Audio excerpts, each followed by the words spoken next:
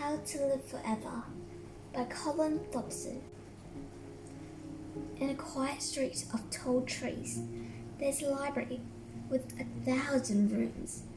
On the shelves are copies of every book that has ever been written. But one book is missing. 200 years ago, someone hid its record card under the bottom drawer of a filing cabinet, and the book quietly vanished.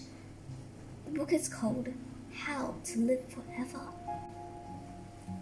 When the library is closed and the night watchman has fallen asleep in this big armchair, the shelves come to life. Doors and windows appear on the backs of the book. Lights come on, and the sound of voices drift out between the pages. Full-grown trees spring up, and chimneys begin to smoke. Staircases and ladders join the shelves into great cities, and in the distance, small dogs bark. On a shelf of cookery books, beginning with Q, and a book called Quinces, was a family named Robinson, a mother, a father, a serious girl called Lucy, and a boy called Peter. Peter was the only person who knew about the missing book. One night his cat Brian chased a mouse into the filing cabinet, and when Peter squeezed in after him, he found the card. When he went to get the book, there was only a dark, dust-filled gap.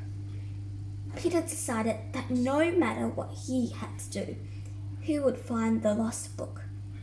"If I can find it," he said to Brian, "we will never grow old." Every night for the next 2 years, Peter and Brian searched for the book. On the shelves near the empty space, there were books of age-old medicines and healthy books for the exercises and salads.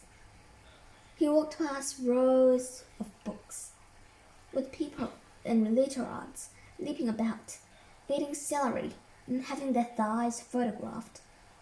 But it was always the same. When he looked closely, they all had wrinkles around their eyes. They were getting older. They didn't know about the book. Go. "Where's that boy off to every night?" said his mother. "As long as he's not getting into any trouble, it's all right," said his father. Peter travelled from room to room, through secret cellars of forbidden books to well-worn shelves of cowboy stories, through silent books of Braille to the street guides of vast cities.